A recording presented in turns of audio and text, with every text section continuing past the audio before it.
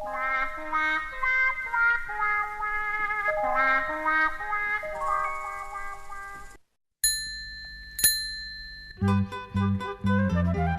ma bicyclette, patte à roulette, sur ma bicyclette, je vais plus vite que toi. Une ville est un lieu de passage, d'échange qui vit au rythme des déplacements de ses habitants. Vous le savez, une multitude de moyens de transport s'offre à nous, et chacun de nous en utilise plusieurs. Différents les uns des autres, ils doivent se partager l'espace public, et cela pose parfois des difficultés.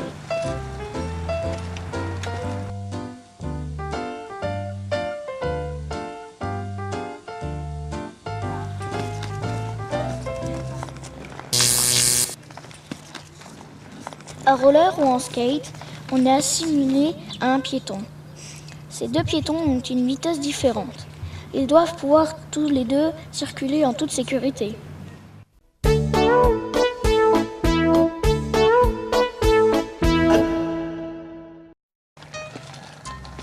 En trottinette, tu es considéré comme un piéton. Chaque usager a son espace et doit respecter les règles de circulation et en particulier le code de la route. Des panneaux existent pour les piétons et pour les cyclistes.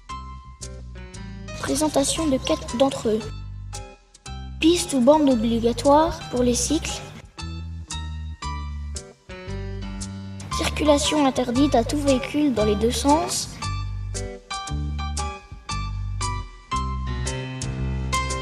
Accès interdit aux piétons. Chemin obligatoire pour les piétons.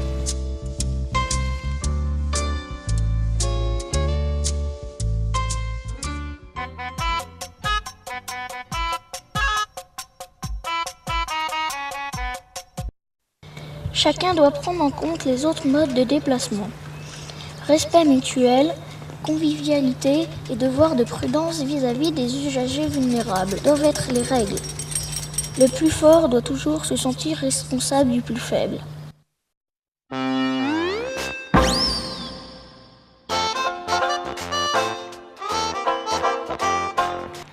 Qu'est-ce qu'un piéton?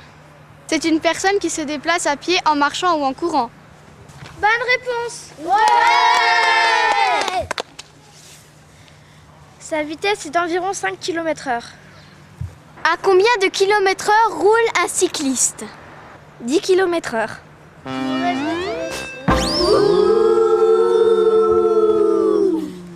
Un cycliste se déplace à 16 km/h, à peu près 3 fois plus vite qu'un marcheur. Quels sont les points communs entre un piéton et un cycliste? Ils n'ont pas de moteur, ils fonctionnent à l'énergie musculaire et ils ne font pas de bruit. Bonne réponse! Ouais! Être à pied ou à vélo, c'est bon pour la santé. Penses-tu qu'il y a des avantages à être à vélo ou à pied? Oui, c'est économique et agréable. On peut admirer le paysage et voir la ville autrement. Bonne réponse! Ouais!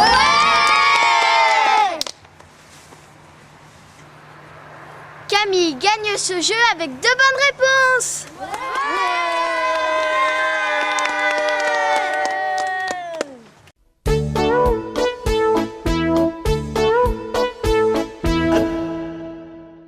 Bienvenue au code de la route pour les nuls. Présentons les joueurs. Voici Hortense, Louis, Noémie. Ouais! Commençons le jeu. Première manche. Lorsqu'un cycliste roule de nuit ou de jour, par faible luminosité, que doit-il porter de préférence? On doit porter un gilet réfléchissant jaune ou orange. Bonne réponse! Deuxième question. À pied ou à vélo? Quelles règles doit-on respecter? On doit respecter le code de la route.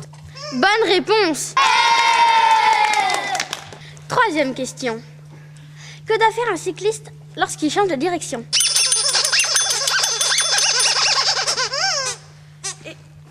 Il doit tendre son bras dans la direction où il veut aller. Bonne réponse! 4e question. Quand un piéton traverse, il doit utiliser, si possible, les passages piétons.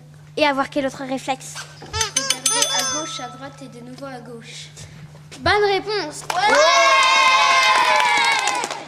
C'est la fin de la première manche. Noémie est éliminée. Elle n'a répondu à aucune question.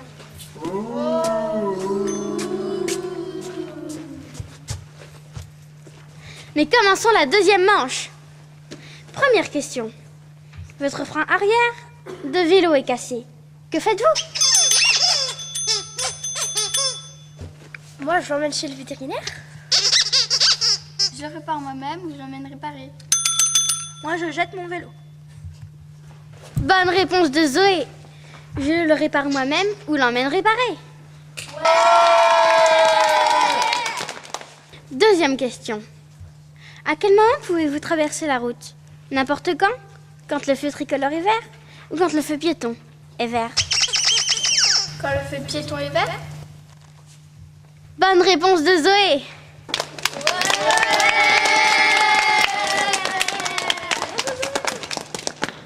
Troisième question. Si vous traversez la route avec un baladeur sur les oreilles, que risquez-vous? De vous faire renverser? De danser sur la route? Ou de ne pas entendre la circulation? De ne pas entendre la circulation. Bonne réponse de Benjamin. Quatrième question.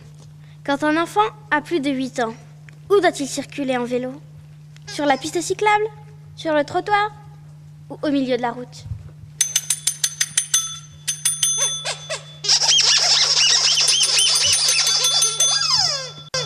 Sur la piste cyclable. Bonne réponse de Louise.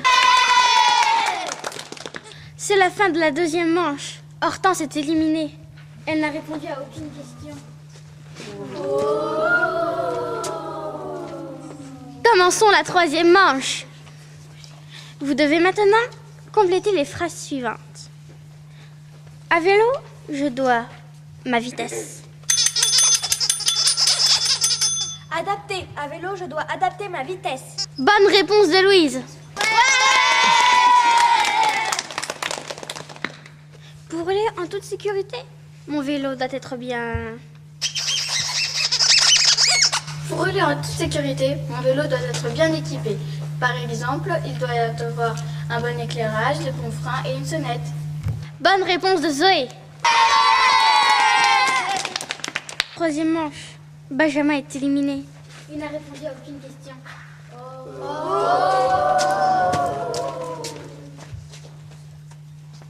Commençons la quatrième manche. La finale va se jouer entre Louise et Zoé sur des questions de rapidité.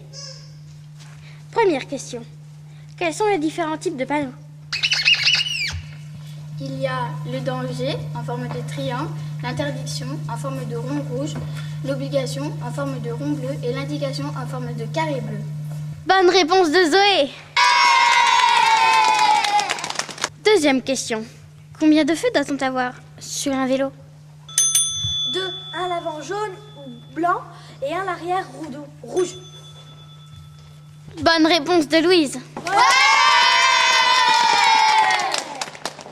Troisième question. En vélo, on effectue un dépassement par la gauche ou par la droite? On double toujours par la gauche. Bonne réponse de Zoé.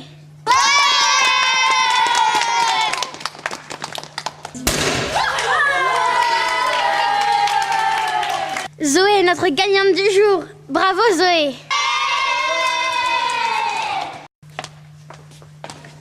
Je vous retrouve demain à la même heure. Alors en attendant... Révisez votre code de la route!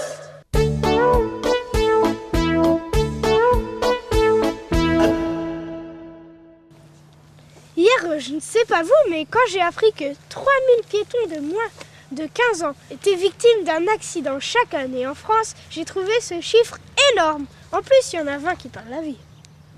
Oui, et en vélo, c'est encore pire. Ce sont 4500 cyclistes qui sont victimes chaque année d'un accident et 150 qui perdent la vie. Moi, je savais que les blessures les plus étaient les contusions, les plaies et les fractures. Bah voilà pourquoi mes parents m'obligent à porter un casque. La tête est l'une des parties les plus fragiles et les plus lourdes du corps. En cas d'accident, le casque permet de réduire les graves blessures à la tête de 70%. Oui, en plus, il tient chaud. Bon, il décoiffe, mais au moins il protège.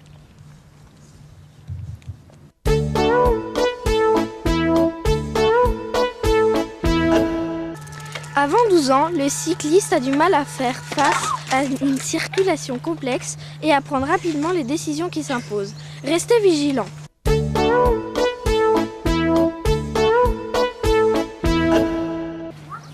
Un cycliste de moins de 8 ans est toléré sur le trottoir, mais à partir de 8 ans, il doit rouler sur la chaussée.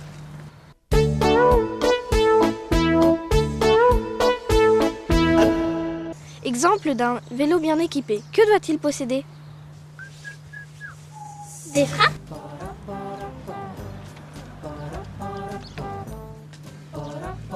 Un écarteur de danger?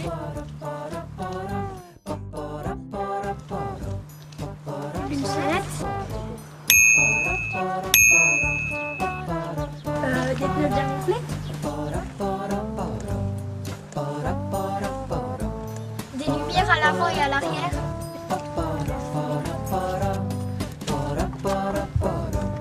Un casque?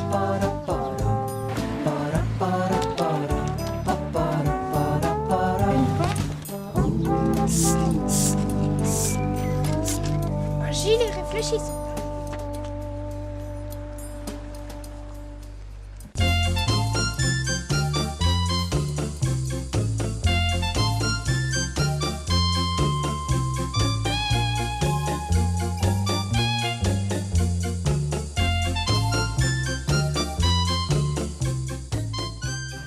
Il faut attendre le signal piéton vert, regarder à gauche, à droite et à gauche, et traverser sur un passage piéton s'il y en a un en moins de 50 mètres.